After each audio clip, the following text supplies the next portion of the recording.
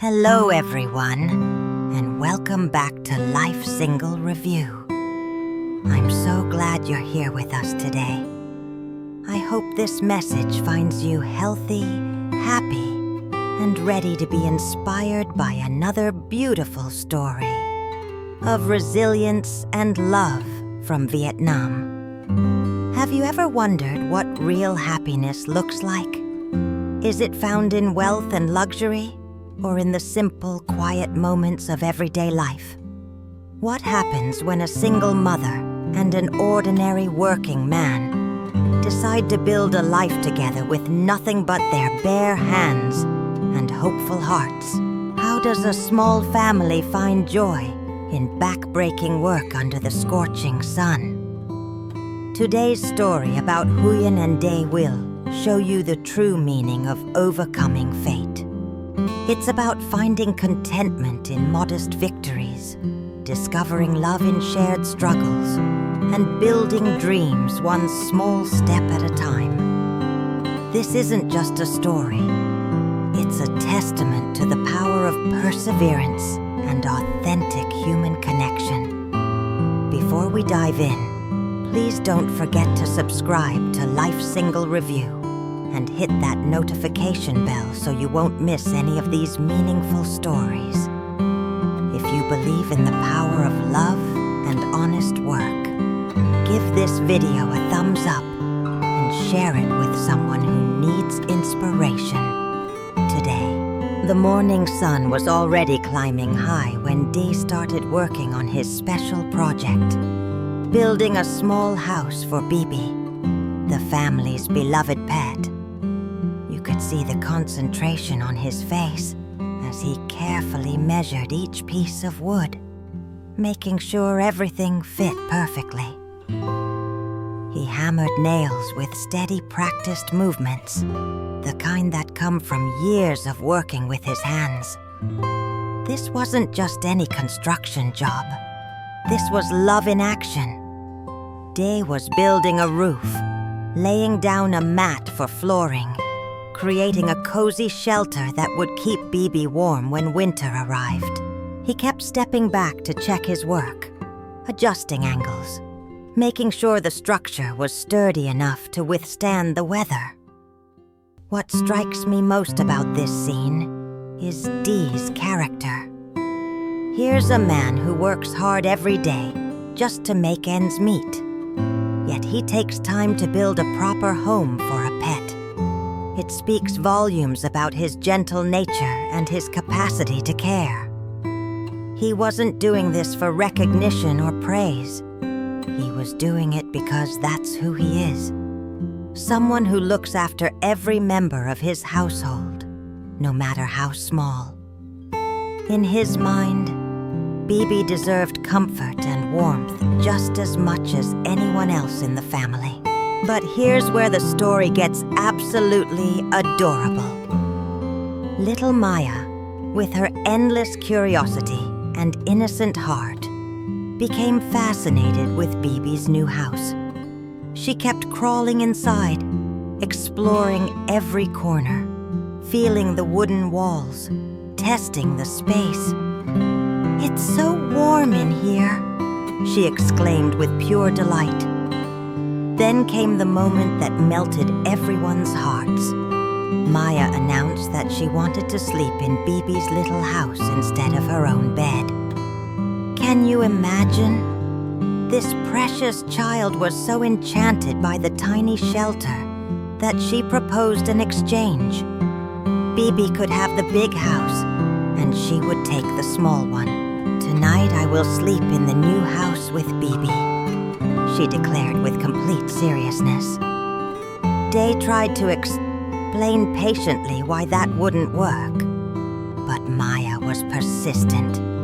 She spread out a mat inside, making herself comfortable, insisting, "I want to stay inside and watch you build."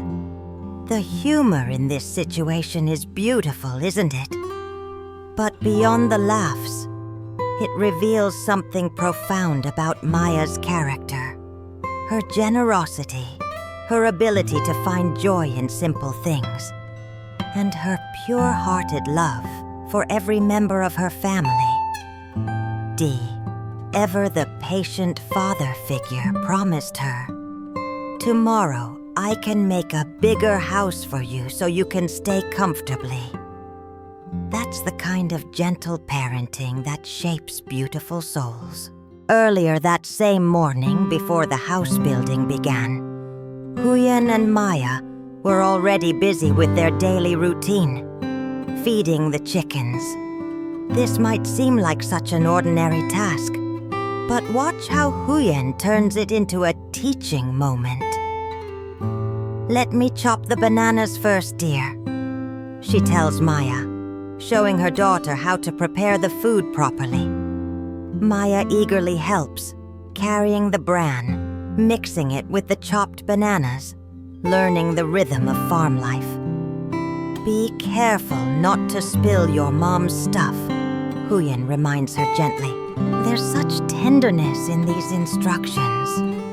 She's not just protecting her supplies, she's teaching responsibility and care. The chickens cluck and gather around, pecking at the mixture of bran and greens. "Eat the bran, eat some greens to cool your stomach," Huyen says to the chickens, as if they're part of the conversation. "Have you laid any eggs yet, chickens?" Maya asks innocently, making everyone smile. These chickens aren't just livestock. They're part of the family's livelihood, a small but important source of income. Every egg they lay, every healthy bird in the flock, represents security and sustenance. This simple morning scene captures the essence of their life. Modest, hard-working, connected to the land and its rhythms. And now, with the chickens fed and Bibi's house taking shape, it was time for Huyen and Day to prepare for the real work of the day. The work that would put food on their table and hope in their hearts. As the sun climbed higher and the heat became more intense, Huyen faced a dilemma that working mothers everywhere understand. She needed to work, but the conditions weren't safe for her little girl. The dragon fruit garden was far away, the sun was merciless, and the work would be physically demanding. Her solution? Take Maya to great-grandma's house. You could see the conflict on Huyen's face as they made the journey. "Stay here with Grandma so Mommy can go to the market and bring dragon fruit back for you to eat, okay?" she coaxed gently. Maya's face showed her disappointment, her little mouth pouting, her eyes following her mother's every move. "Grandma, she wants to go to the market with me, so her face keeps pouting like this," Huyen explained apologetically. "But this is the reality of their lives. Difficult choices, necessary sacrifices." Maya, despite being so young, understood. "Yes, goodbye, Mommy," she finally said, accepting her fate with a maturity beyond her years. Huyen left her backpack so Maya could study, kissed her goodbye, and headed off with Day, carrying the weight of separation but also the determination to provide for her family. Now picture this.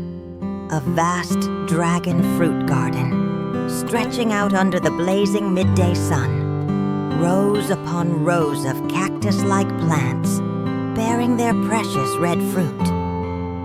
Huyen and Day arrived with empty baskets and hopeful hearts.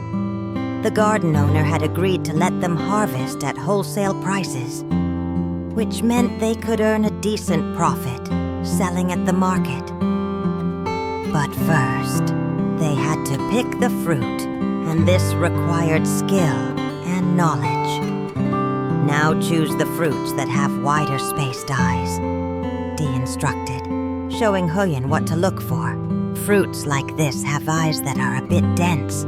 The ones with sparse eyes are older and sweeter. This wasn't just random selection. He was sharing years of accumulated wisdom. Also, fruits with many eyes will weigh more, but they won't be as sweet.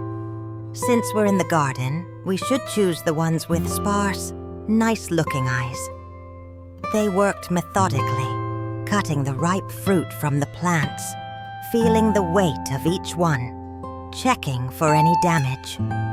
"Oh no, we accidentally picked a damaged dragon fruit," Huyen exclaimed with frustration. "It looks nice on the outside, but it's spoiled already.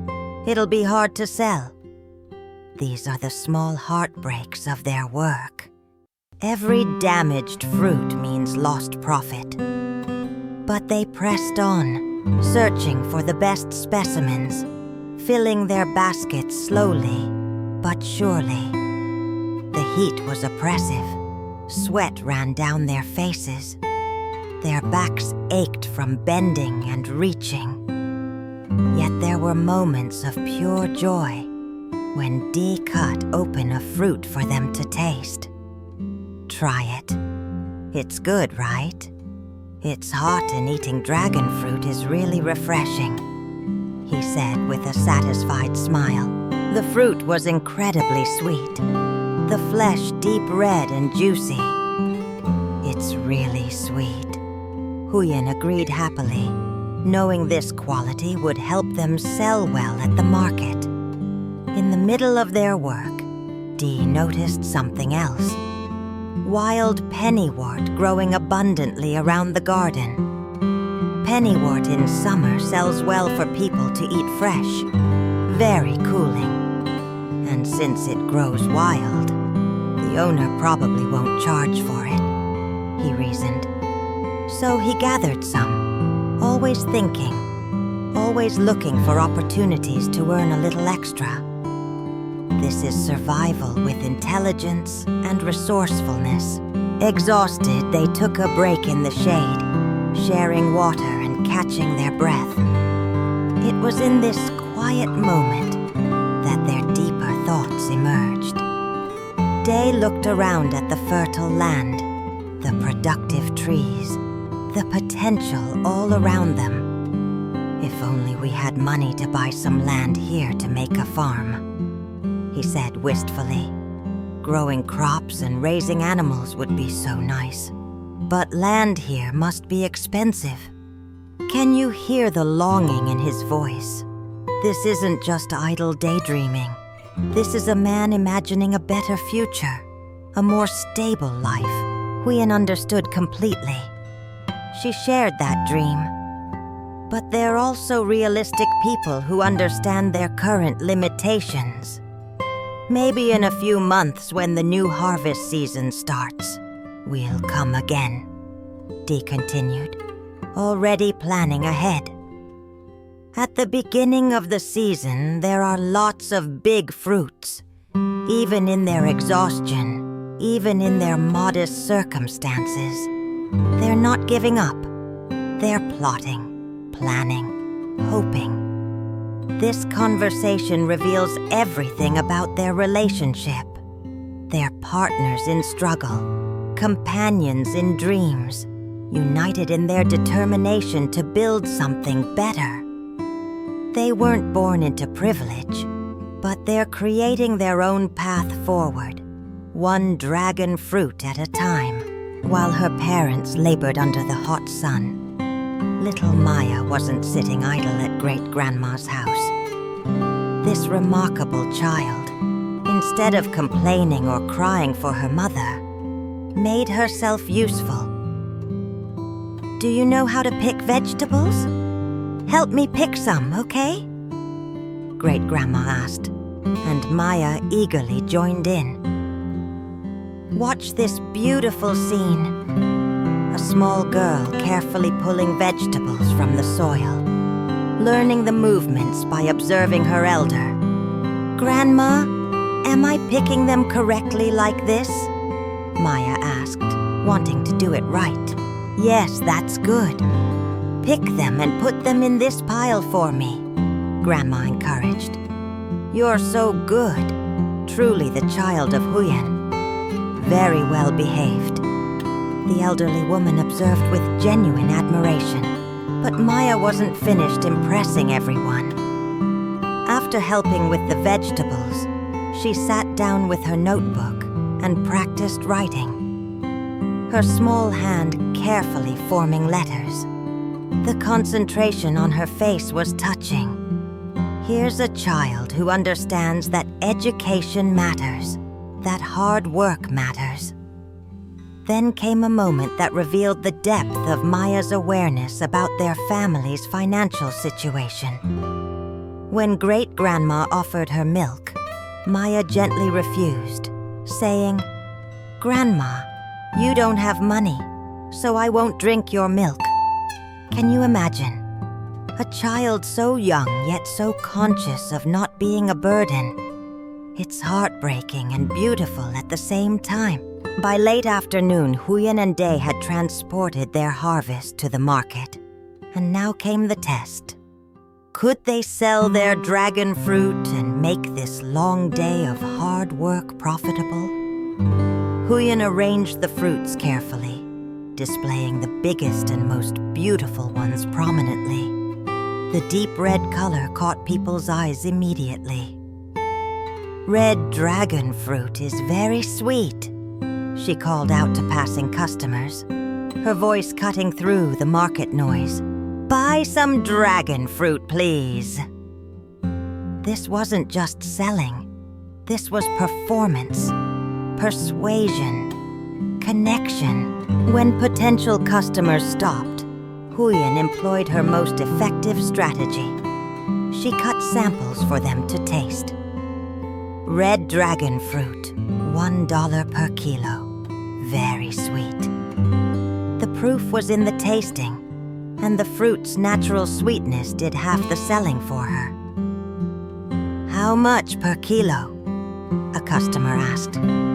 $25,000 per kilo, Huyen replied, a fair price that balanced their need for profit with market competitiveness. Dee stood nearby, helping to weigh the fruit, bag purchases, handle money. They were a team, working in perfect synchronization. Some customers tried to negotiate. $20,000 per kilo. Is that okay? But Huyen held firm on her price, knowing the quality justified it. "I can't. I already bought it from someone else," she explained, referring to the garden owner's wholesale price. As the afternoon progressed, their baskets gradually emptied. 2 kilos 3, 2 kilos 2. Those are fresh. Huyen continued her sales pitch. "Just a few left. Buy them and I'll sell them cheap," she offered near the end, willing to reduce her profit margin slightly to avoid taking fruit home. The satisfaction on both their faces as they sold out was unmistakable. This wasn't just about the money, though they certainly needed it. This was about the validation that their hard work had value, that their judgment in selecting quality fruit was correct, that they could provide for their family through honest labor. Every bill they collected represented security, represented Maya's future, represented one more day of survival and dignity. With their baskets empty and their hearts full, Huyen and Day made their way back to Great-Grandma's house to collect Maya. But they didn't come empty-handed. They brought the biggest, sweetest dragon fruit they'd saved, plus cakes and sausage they'd purchased at the market. "Oh, Mom is home, Uncle Day is home," Maya exclaimed joyfully when she saw them. The reunion was warm, filled with hugs and smiles. "Did you buy any cake for Maya?" Great-Grandma asked. "Yes," Huyen confirmed, watching her daughter's face light up. They gathered around, and Huyen cut the dragon fruit into slices, serving her family. "Dragon fruit is very sweet," she announced proudly. It's a holiday today, so I sold a lot, Grandma. Today at the market, I cut some for people to try. It was sweet, so they bought a lot, she explained, sharing the story of their successful day. Great-grandma took a bite and nodded appreciatively. Is it good, Grandma? Huyen asked. Yes, very sweet, the elderly woman confirmed. Maya ate her piece carefully, savoring every bite. You can eat dragon fruit seeds too, Huyen taught her. Then Huyen's attention shifted to something more important than fruit. Grandma, have you been sick lately? Her concern was genuine. I'm old, so I get sick often. That's why I couldn't grow vegetables, Grandma replied. Did you buy any medicine? Huyen pressed. Learning that Grandma was taking both regular and herbal medicine brought some relief. Today you don't need to cook anymore, Huyen announced. We passed by the market, and I bought some cake and sausage for us to eat later. Today I'll eat here with Grandma. This wasn't just a meal. This was family. This was gratitude. This was sharing success with the people you love. As they sat together, laughing and talking, you could see it clearly. This is what overcoming fate looks like. Not a dramatic victory, not sudden wealth, but steady progress, honest work, and love multiplied through sharing. Huyen Di's story is living proof that overcoming fate isn't about dramatic transformations or sudden fortune. It's about the quiet strength found in daily perseverance and authentic love. Real happiness doesn't come wrapped in wealth and luxury. It comes in a small house built for a pet, in a basket of dragon fruit carried under the hot sun, in a simple meal shared with family around great-grandma's table. Huyen has found something more valuable than a rich husband. She's found a man who builds shelter for the smallest creatures, who works beside her without complaint, who shares her dreams of a better tomorrow. Day has found something more precious than an easy life. He's found a family to cherish and protect, a woman who values his character over his bank account, a child who looks up to him with trust and affection. And Maya? She's growing up surrounded by the most important lessons life can teach. The dignity of honest work, the warmth of genuine love, and the understanding that true wealth isn't measured in money, but in moments of connection and care. They're building their future one day at a time, one dragon fruit at a time, one act of kindness at a time. This is what it means to truly overcome your circumstances. Thank you so much for joining us today on Life Single Review.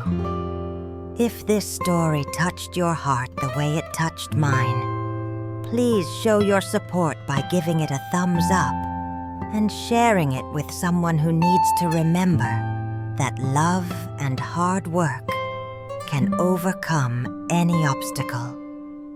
Don't forget to subscribe to our channel so you can continue following Huyen, Di, and Maya's journey as they build their life together. Leave a comment below and tell us what inspired you most about today's story. Until next time, may you find happiness in life's simplest blessings. Take care, and we'll see you in the next video.